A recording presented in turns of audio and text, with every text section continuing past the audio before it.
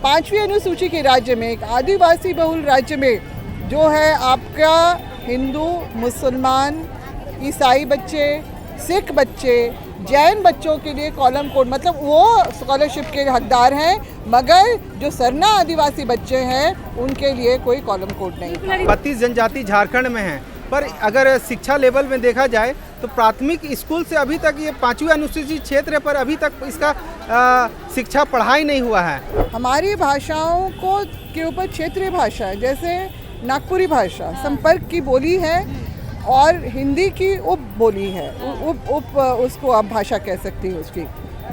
ऐसे तो कई सारे सैकड़ों बोलियां हैं, मगर उनको भाषा का दर्जा नहीं दिया जा सकता है। और जो अपने ऐतिहासिक रूप से जो भाषा है, जैसे आदिवासी भाषाएं जो हमारी अपने झारखंड में हम लोग देखें, संताली, मुंडारी, कुड़ुक, उराव, हो, खड़िया, इनकी लिपियाँ भी हैं और व्याकरण भी है और ये बहुत समृद्ध है।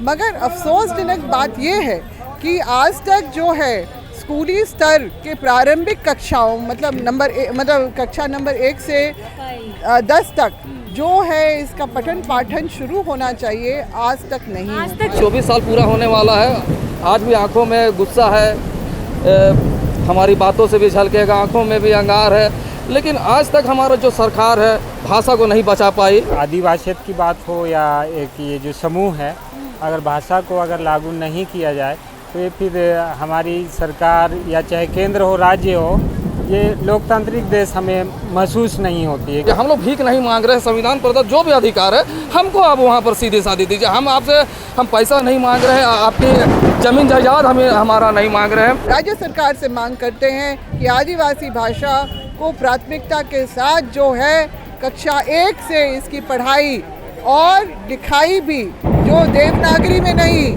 जो लिपि बनी है उसमें ही करवाने का जो है व्यवस्था की जाए। भले ही राजधानी रांची में ई रिक्शा और ऑटो वालों का स्ट्राइक चल रहा है, ऑटो नहीं चल रही है, आपको अगर लग रहा है कि राजधानी रांची की सड़कें बहुत सुनसान है, तो फिलहाल ऐसा कुछ नहीं है, क्योंकि आज अखिल भारतीय आदिवासी विकास परिषद की ओर से विभिन्न मांगों को लेकर, जैसे कि CNT एक्ट हो, भाषा हो, ज़मीन की लूट हो, बहुत सारे मुद्दों को लेकर आज एक रैली का आयोजन किया गया था। और फिलहाल यह रैली मोराबादी से शुरू होकर कचहरी चौक होते हुए, अल्बर्ट एक्का चौक होते हुए अभी राजधानी रांची के जयपाल सिंह मुंडा स्टेडियम के पास यहाँ पे एक जनसभा रखी गई है। पीछे आप बहुत सारे लोगों को देख सकते हैं, अलग अलग इलाके से ये लोग निकल कर आए हैं, परिषद के मेंबर है और बहुत सारे मुद्दे को लेकर आज सरकार को ध्यान केंद्रित करने की कोशिश कर रहे हैं। फिलहाल प्रदेश अध्यक्ष गीताश्री उरांव जी हमारे साथ हैं। मैडम से बातचीत करेंगे कि किन किन मुद्दों को लेकर आज सड़क में निकले हैं, प्रदर्शन कर रहे हैं। फिलहाल बातचीत करते हैं। मैडम, सबसे पहले तो जोहार। जोहार आपके लोकतंत्र चैनल के तरफ से सभी हमारे भाई बहनों को बहुत बहुत हार्दिक अभिनंदन। जोहार है। मैडम, बहुत सारे लोग ये सोच रहे हैं कि राजधानी की सड़कें आज बहुत सुनसान रहेगी, लेकिन फ़िलहाल आपके रैली के माध्यम से सड़कें जाम हो चुकी है, बहुत सारे लोग इस रैली में आए हैं, क्या बताने की कोशिश कर रहे हैं, सरकार से क्या मांग कर रहे हैं? देखिए, सबसे पहले तो इस बात को सबने देखा कि अनिश्चितकालीन और कल से जो ऑटो का हड़ताल चल रहा है, उसके बावजूद भी लोग इस रैली में भाग लेने के लिए इसलिए आए हैं क्योंकि लोग अपने अधिकारों के प्रति हो रहे अन्याय के लिए भी जागरूक हो गए कि उनके साथ क्या अन्याय, किस तरह की ज्यादतियाँ हो रही हैं। इन सब चीज़ों को समझते हुए लोगों में एक बात तो ज़रूर हुई है कि एक मंच पे आना होगा, एकजुट होना होगा और तभी अपनी मजबूती से अपनी मांगों को सरकारों के सामने, चाहे वो केंद्र सरकार हो या वो राज्य सरकार हो, अपनी बातों को रखना है और बताना है कि आदिवासी समाज जो है अपना अधिकार मांग रहा है, अपना मान सम्मान मांग रहा है, अपना संवैधानिक अधिकार, वो जो उसको उसकी ऐतिहासिक पृष्ठभूमि के बदौलत जो हमारे पुरखों ने हमारे जल जंगल ज़मीन की रक्षा और हमारे सभ्यता, संस्कृति, भाषा की रक्षा करने के लिए कभी भी बाहरी ताकतों के सामने झुकना मंजूर नहीं किया, समझौता नहीं किया। हम उनको याद करते हैं, उनको हम नमन करते हैं, अपने अगुवाओं को नमन करते हैं जिन्होंने ये जो हमारे लिए इतनी कुर्बानियाँ दी, जो लड़ाइयाँ की, संघर्ष किया, आज आदिवासी जो है इस देश में अपने आप को बेगाना समझ रहा है। सबसे पहले तो मैं इसलिए मैं इस बात को मैं कहना चाहूँगी कि आदिवासियों को जो विशिष्ट पहचान अंग्रेज़ों ने हमारे अपने विशिष्ट सभ्यता, संस्कृति, भाषा, परंपरा के बतौर जनगणना कार्य में अलग कॉलम कोड के अंतर्गत रखा था, जैसे कि जब 1871-72 में जब इस देश में जनगणना का काम अंग्रेज़ों द्वारा शुरू किया, उसी वक्त से tribes, tribal, animist, indigenous, tribal religion करके कई ऐसे जो हैं कॉलम्स बनाए, कोड दिए और उसके अंतर्गत हमारी जनगणना की। आज़ादी के बाद 1951 से हम लोगों को आदिवासी धर्म एवं अन्य मान्यताओं का जो है पहचान मिली, एक कोड मिला, जिसके अंतर्गत देश भर के आदिवासियों की जनगणना होती रही, उनके प्रतिशत भी निकाले गए, उसी पे आधारित आरक्षण, उसी पे आधारित जो है योजनाएं और नीति निर्धारण होती आई। मगर दुर्भाग्य की बात है कि जो हमारा जो प्रस्तावित जनगणना का कार्य 2020 में जो होने वाला था, उस प्रपत्र से जो है हमारा कोड, 7वां कोड जो अंकित रहता था, उसको हटा दिया गया। अन्य का जो आदिवासी धर्म एवं अन्य मान्यताओं का जो कॉलम कोड हटा दिया गया, इस सोच के तहत कि जो बीजेपी और आरएसएस का जो एक दिव्य सपना वो देख रहे हैं संपूर्ण हिंदू राष्ट्र का, तो उसमें आदिवासियों की बड़ी आबादी को उस खांचे में फिट करना चाहते हैं और साथ ही साथ हमारे संवैधानिक रूप से जो मिले हुए हमारे अधिकार, हमारे पहचान, हमारे मान सम्मान को भी धूमिल करते हुए हमारी वो हर चीज़ जो हमें संवैधानिक रूप से, जैसे कि हमारे ज़मीन सुरक्षा जो कानून बने हुए हैं, जो CNT, CS, SPT और विल्किंसन रूल को संविधान के अनुच्छेद 13(3) क के अंतर्गत जो मान्यता मिली है, हमारे रूढ़िगत परंपराओं को जो मान्यता दी गई है, और साथ ही साथ अनुच्छेद 244 1 और 2 में 5वीं अनुसूची और 6वीं अनुसूची का जो प्रावधान लाया गया।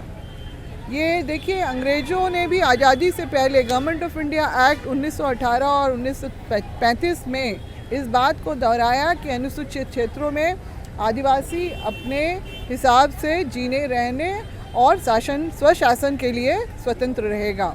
वही चीज़ संविधान ने आज़ादी के बाद हमें ये सारा कुछ अधिकार दिया। बहुत सारे मुद्दे तो दे दिए गए हैं, है ना, लेकिन हमें नहीं लगता है कि लागू हुआ है जिसका लाभ अभी तक समाज को मिल पा रहा है। देना और लागू होने में बहुत फ़र्क है मैडम। दिया और मगर हाँ, वही जो है इसके अंतर्गत जो बहुत सारी योजनाएं तो बनती ही थी। जो हमारा TSP, ट्राइबल स्लम प्लान भी जो बना, जो हमारे अखिल भारतीय आदिवासी विकास परिषद के जो संस्थापक अध्यक्ष बाबा कार्तिक उरांव, उनके द्वारा इसको पार्लियामेंट हाउस में इसको प्रस्ताव लाया गया था और ये देश भर में ये लागू हुआ कि आदिवासियों के लिए अलग से जो है बजट लाया जाए, उनके जो अलग तरह के विकास, जो उनके लिए अलग जो है बजट होना चाहिए। तो मगर ये हमने इतने जो दशकों से देखते आ रहे हैं कि इतनी अच्छी योजना जो हमारे सर्वांगीण चहुमुखी विकास के लिए लाई गई, उसका बंदरबाट हो रहा है, उसका यूज़ कहीं और हो रहा है, फ्लाईओवर बनाने में हो रहा है। ऐसा प्लान के पैसे वापस चले जा रहे, खर्च नहीं कर पा रही है सरकार। तो इस तरह की जो चीज़ें हो रही हैं, ये बहुत ही दुखद और चिंताजनक भी है और हमें आक्रोशित भी करता है ये सारी चीज़ें। मैडम एक बात बताइए, बाबा कार्तिक उरांव हमेशा शिक्षा की बात करते थे और आप भाषा नीति की अभी फ़िलहाल बात कर रहे हैं परिषद की ओर से। भाषा नीति को लेकर कितना चिंतित है? भाषा आंदोलन में लगातार आपकी सक्रियता रही है, आपने उस वक्त पद से इस्तीफ़ा भी दे दिया था, पार्टी से आप चली भी गई थी, उसके बाद भी भाषा नीति का नहीं बनना कितना आप बुरा देखती हैं इसको? कितना आगे तक देख रही कि समाज को इसका बुरा परिफल मिलेगा? नहीं, ये देखिए, आने वाले वक्त में जो हालात बने हुए हैं, अभी जब हम लोग सारे आंकड़े उठा के देख रहे हैं, विभागीय जितनी भी कार्रवाई जो आदिवासी भाषाओं के पदों की के सृजन और उनकी नियुक्ति के लिए जो भी बने हैं उसमें हमेशा ही हेर फेर होती रही है। जो एक तो पदों का सृजन ही बहुत कम होता है, जबकि एक आदिवासी बहुल्य राज्य है मगर पदों का सृजन बहुत कम होता है, और उसमें जो रिक्तियाँ भी जो रह जाती हैं, बैकलॉग, उसको भी भरने के लिए आगे कोई कार्रवाई नहीं होती है। और जो आंकड़े भी हमारे जो सही तरीके से TRI के द्वारा 2004-05 में पूरे झारखंड भर का जो है सर्वे किया गया था, जिसमें देश मतलब विभिन्न प्रमंडल और उनके ज़िलों में कौन कौन से आदिवासी समुदाय के लोग रह रहे हैं, वो कौन सी भाषा बोलते हैं, इस तरह की सारी चीज़ें सामने आई। मगर सोचिए अब ये इस बात को 20 वर्ष हो गए, मगर आज तक इस पे जो तरीके से काम होना चाहिए था वो ना होके बल्कि उल्टा ही होते जा रहा है। हमारी भाषाओं को के ऊपर क्षेत्रीय भाषा है, जैसे नागपुरी भाषा संपर्क की बोली है और हिंदी की उप बोली है, उसको आप भाषा कह सकती हैं उसकी। ऐसे तो कई सारे सैकड़ों बोलियां हैं मगर उनको भाषा का दर्जा नहीं दिया जा सकता है। और जो अपने ऐतिहासिक रूप से जो भाषा है, जैसे आदिवासी भाषाएं जो हमारी अपने झारखंड में हम लोग देखें, संताली, मुंडारी, कुड़ुक, उराव, हो, खड़िया, इनकी लिपियाँ भी हैं और व्याकरण भी है और ये बहुत समृद्ध है। मगर अफसोसजनक बात ये है कि आज तक जो है स्कूली स्तर के प्रारंभिक कक्षाओं मतलब कक्षा नंबर 1 से 10 तक जो है इसका पठन पाठन शुरू होना चाहिए, आज तक नहीं, आज तक 24 सालों में नहीं हो पाया है। और 2014 में जब आखिरी TSC की बैठक चुनाव में जाने से पहले हुई थी तो उसमें सर्वे की बात हुई थी कि 5 जनजातीय भाषाओं में कक्षा 1 से पढ़ाई शुरू होगी उनकी मातृभाषा में। सर्वे 3 साल चला और पता चला कि जो है सबसे ज़्यादा हिंदी, उसके बाद अंग्रेजी, उसके बाद संस्कृत, और जो है आदिवासी भाषाओं का जो है, मैं आज ही देख रही थी 481 पद मात्र जो है वो सृजित करने की बात हुई, जो आज तक भरे नहीं गए हैं। तो इससे बड़ी विडंबना क्या हो सकती है।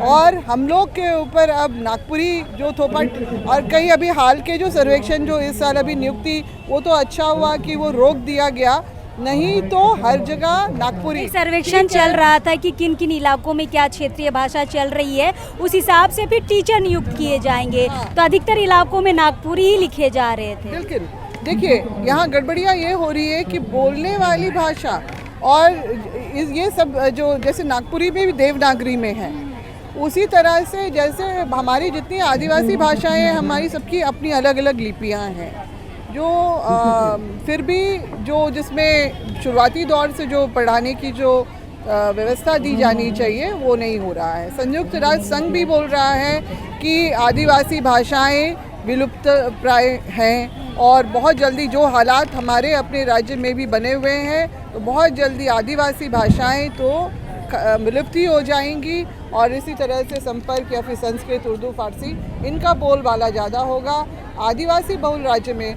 और मैं बताना चाहूँगी कि जो हमारा कॉलम कोड हटा, तो पिछले वर्ष जो जैक के द्वारा ऑनलाइन एप्लीकेशन आपका national merit come means scholarship के लिए जो अपलोड किया गया था, 5वीं अनुसूची के राज्य में, एक आदिवासी बहुल राज्य में जो है आपका हिंदू, मुसलमान, ईसाई बच्चे, सिख बच्चे, जैन बच्चों के लिए कॉलम कोड, मतलब वो स्कॉलरशिप के हकदार हैं, मगर जो सरना आदिवासी बच्चे हैं उनके लिए कोई कॉलम कोड नहीं। बिल्कुल, इसके लिए मैडम ने और इनकी टीम ने काफ़ी आवाज़ भी उठाई थी इस बात को लेकर। बिल्कुल, और उनको बाध्य भी किया कि आप जो शिक्षा विभाग जो भारत सरकार के अंतर्गत है उनको लिखें कि आइंदा से अगली बार जो स्कॉलरशिप में हमारा कोड होना चाहिए। मगर बात यह है कि जब तक जनगणना में पुनर्स्थापित नहीं होगा तब तक वो नहीं आएगा, क्योंकि जब मैंने जैक के जब अध्यक्ष से मैंने बात की तो उन्होंने कहा कि ये गवर्नमेंट ऑफ इंडिया का फॉर्मेट है, हमने अपनी तरफ से कुछ नहीं किया है। तो ये संघर्ष लगता है अभी और चलेगा। केंद्र ही चाहता है। बिल्कुल, बीजेपी आरएसएस जो है इनकी ही ये सोच के और उनके षड्यंत्र के तहत ही हमारी जो गौरवशाली इतिहास, पहचान और मान सम्मान को मिटाने का काम किया है।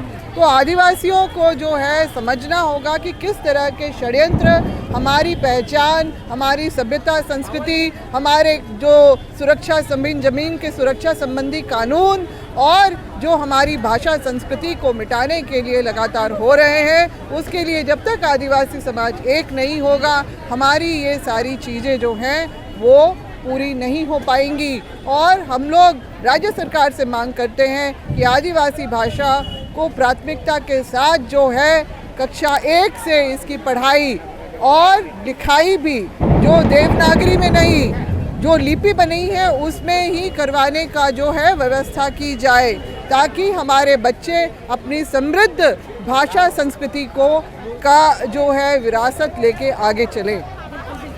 बाकी लोगों से भी बातचीत करते हैं। महानगर अध्यक्ष पवन तिर्की जी हमारे साथ हैं। पवन जी, बहुत सारे मांगों को लेकर आप लोग आज धरना प्रदर्शन किए हैं, पैदल मार्च निकाले हैं, काफ़ी लंबा सफ़र तय किया है। मोराबादी से आप अल्बर्ट एक्का चौक से होकर आप यहाँ पे जयपाल सिंह मुंडा स्टेडियम तक आए हैं। कौन कौन सी ऐसी मांगे हैं जो प्रमुखता के साथ आप सरकार के सामने रख रहे हैं? अगर झारखंड की ये में देखिएगा तो यहाँ मांगे तो हमारी बहुत है, परंतु हम लोग आज मुख्य रूप से जनजातीय भाषा जो देख रहे हैं, हम लोग 32 जनजाति झारखंड में हैं। पर अगर शिक्षा लेवल में देखा जाए तो प्राथमिक स्कूल से अभी तक ये 5वीं अनुसूचित क्षेत्र है, पर अभी तक इसका शिक्षा पढ़ाई नहीं हुआ है। तो काफ़ी यहाँ के शिक्षा मंत्री और राज्यपाल से अनुरोध होगा कि जल्द से जल्द प्राथमिक लेवल से जो भी जनजातीय भाषा है उसको शुरू किया जाए। दूसरी बात, यहाँ आदिवासी ज़मीन की लूट है।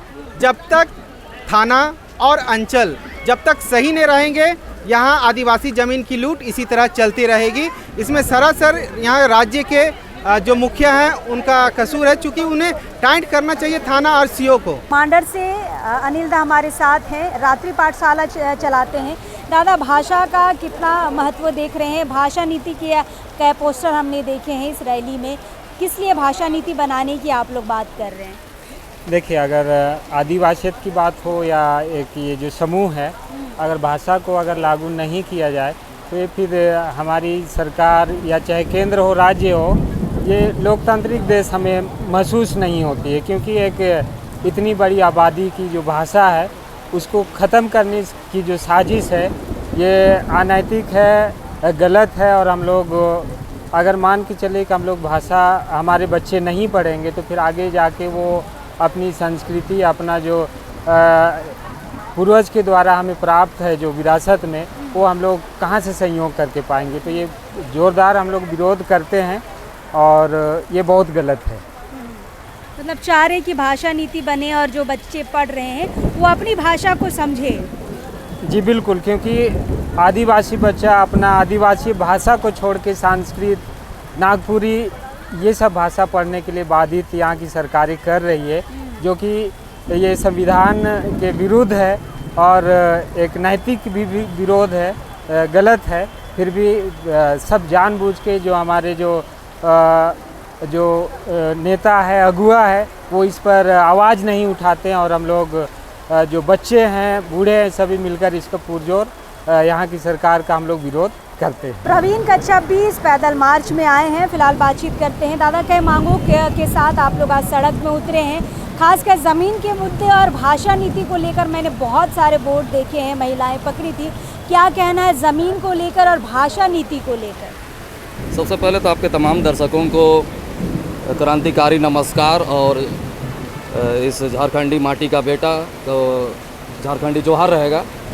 जल, जंगल, ज़मीन, भाषा, संस्कृति, विस्थापन, नियोजन नीति, रोजगार को लेके 15 नवंबर 2000 को बिरसा मुंडा के जयंती के दिन बिहार पुनर्गठन अधिनियम 2000 के तहत हम लोग एक झारखंड अलग राज्य को मिलता है। हम लोग बहुत खुश होते हैं कि चलो हमारा राज्य मिला, अपनी भाषा पे, अपनी संस्कृति पे, अपने लोगों के हक अधिकारों को रक्षा होगा, उनकी ज़मीनें बचेंगी, हमारा भाषा बचेगा, भाषा का समर्थन होगा, संरक्षित होंगे।